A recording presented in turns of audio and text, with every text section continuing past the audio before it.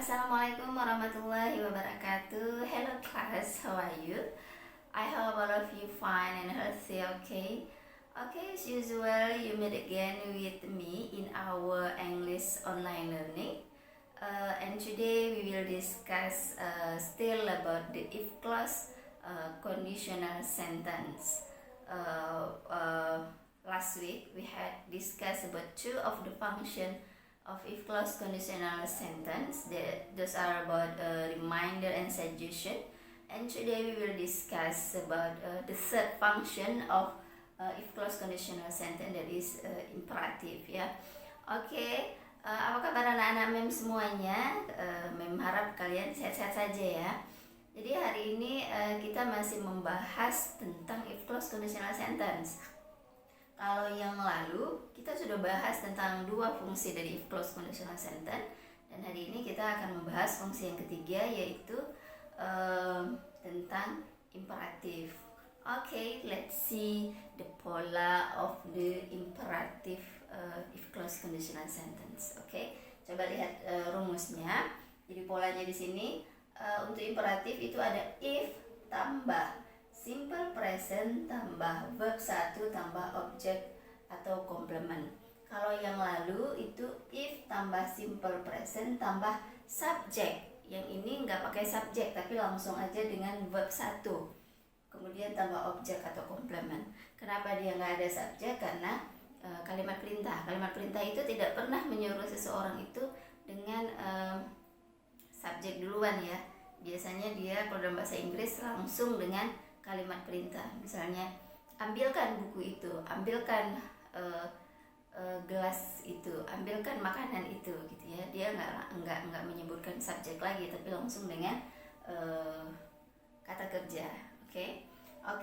Di sini seperti biasa yang namanya if clause conditional sentence, kalimat pengandaian itu terbagi dalam dua bagian kalimat. Yang pertama ada sebagai if clause, yang kedua ada sebagai main clause. Untuk if clause masih if tambah simple present. Kemudian baru main clause-nya, kita pecahkan rumusnya ya yang di atas, verb 1 tambah objek atau complement. Oke, contohnya, if you don't want to be wet, jika kamu tidak ingin basah, get the umbrella, ambillah payung. Jadi di sini if tambah simple present, ini you don't want to be wet simple present. Kemudian get verb 1, di umbrella sebagai objek. Contoh yang kedua, if you don't want to be late, jika kamu tidak mau basah, ya, get ready soon, cepatlah. Jika kamu tidak mau terlambat, get ready soon, cepatlah bersiap-siaplah segera. Nah, ini juga if, kemudian ini kalimat simple present, kemudian main clause-nya itu ini verb 1 get, kemudian ini depannya adalah complement. Jadi depannya ini boleh sebagai objek, boleh sebagai complement. Okay, next, number 4, or the fourth function of if clause conditional sentence is general truth. Jadi yang keempat, fungsi dari if clause conditional sentence itu adalah general truth. Apa itu general truth? General truth adalah kebenaran umum. Jadi kebenaran yang terjadi pada umumnya gitu ya. Jadi dia kalimat pengandaian tentang kebenaran yang terjadi pada umumnya gitu ya. Kita lihat yang pertama sekali di sini the polanya yaitu if tambah simple present ditambah subjek tambah verb 1 tambah objek atau complement seperti biasa. Seperti hampir sama dengan reminder dan suggestion ya. Kita lihat di sini contohnya untuk if clause-nya itu if tambah simple present. Contohnya coba lihat, if ice melts, it becomes water. Kalau es mencair, dia menjadi air ya. Jadi Jadi itu adalah pernyataan umum, pernyataan yang memang buktinya itu sudah jelas dan sudah diketahui oleh umum ya, oleh banyak orang, bahwasanya kalau es itu mencair maka akan menjadi air. Nah, itu yang disebut dengan general truth. Jadi kalau kalian menjumpai kalimat seperti itu dinamakan dengan if clause conditional sentence yang fungsinya sebagai general truth. Oke, yang kedua coba lihat contohnya. If you are 17 years old, you are allowed to have an ID card. Jika kamu sudah berumur 17 tahun, kamu diwajibkan untuk memiliki sebuah ID card atau sebuah KTP. Nah, itu juga general truth, kebenaran umum. Kalau kamu sudah berumur 17 tahun, maka kamu diwajibkan untuk atau dibolehkan untuk memiliki KTP gitu ya, atau ID card. Jadi ini adalah fungsi yang nomor 4. Okay, and the last function of if clause conditional sentence is number 5 is about dream. Jadi yang kelima, fungsi dari if clause conditional sentence adalah dream ya. Apa itu dream?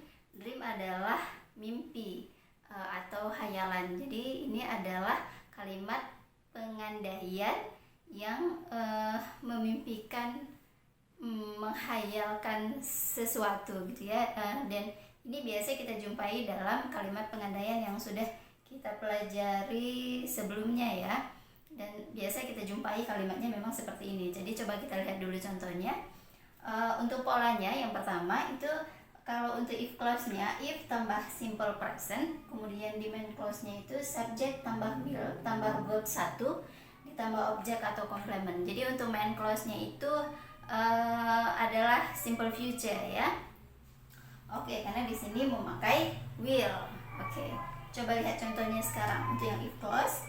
If I have a lot of money, ya. Oke.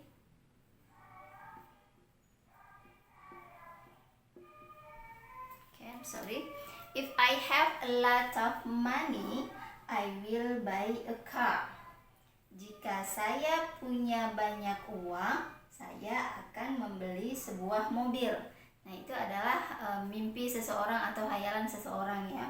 Oke, jadi kalau di sini if clause-nya sebagai simple present, if tambah simple present, kemudian untuk main clause-nya menjadi subject ditambah will ditambah verb 1, kemudian objek atau complement. Ini adalah simple future ya. Oke, coba lihat contoh yang kedua. If I pass a test, my mother will give me a present. If I pass the test ya, I'm sorry. If I pass the test, my mother will give me a present. Jadi jika saya